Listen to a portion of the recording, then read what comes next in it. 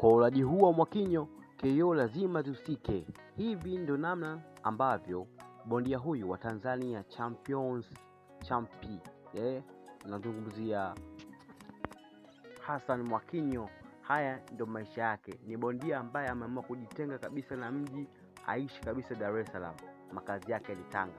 Lakini hivi ndio namna jinsi anavyokula na ndio mlo wake kamili. Na ndio maana mpambanaji huyu anakuwa na mapambano mengi, lakini pia yote anafanya vizuri. Na katika mapambano hayo KO zinahusika kwa wingi mno. Lakini pia ni bondia ambaye hana mapambano mengi sana. Huwa anachagua mapambano kulingana na pesa ambayo anaitaka yeye.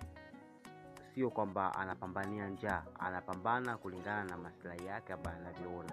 Sasa hivi ndio anavyoishi. Angalia jinsi anavyokula, mlo wake kamili unavyokuwa, anakula vitu natural kwa asilimia kubwa sana. Na hichi mabondia wengine ndio wajifunze kutoka kwa Hassan Mwakinyo.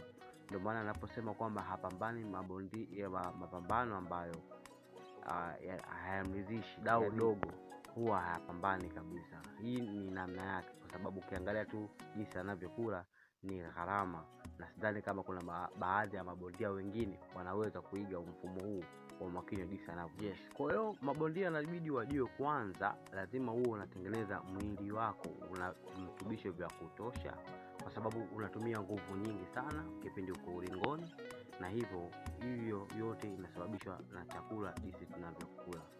Kwa hiyo bondia unatakiwa kula. Kwa hiyo Hassan Mwakinyo alikuwa sifa, ila anakula vitu ambavyo vinahitajika kula. Hapo kama unavyoona ugali kidogo, lakini nyama ni zipo kwa wingi, na roast zipo kwa wingi, mboga zote 7, lakini kwa ugali kake ni kadogo. Hiyo ndio sababu inafanya Mwakinyo huwa anashinda wakati wote na yuko vizuri wakati wote. Huyu alikuwa ni Hassan Mwakinyo.